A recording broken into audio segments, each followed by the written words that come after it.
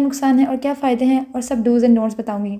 और vitamin C के बारे में 3 से 4 मिनट में फुल डिटेल गाइड बताने वाली हूँ। प्लीज़ ये वीडियो फुल देखिएगा, बहुत इन्फॉर्मेटिव होने वाली है। नंबर 1, विटामिन सी एसिडिक होता है और ये एंटीऑक्सीडेंट होता है।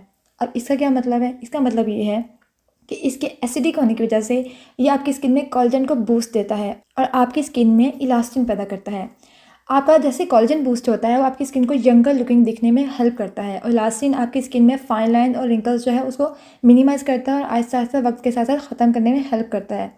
और आपकी स्किन जो सैग हो रही होती है, जो कि रेटिनॉल भी ख़त्म नहीं करता, सैगिंग स्किन रेटिनॉल ख़त्म नहीं करता, लेकिन विटामिन सी सीरम आपकी सैगिंग स्किन के लिए हेल्प करता है और आपकी स्किन में जो इलास्टिन है पैदा करता है, वजह से आपकी स्किन जो है वो लिफ्ट अप होती है।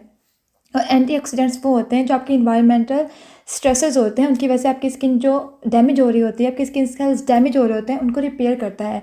आपकी स्किन को बाहर की आलूदगी से और सन एक्सपोजर से हेल्प से बचाता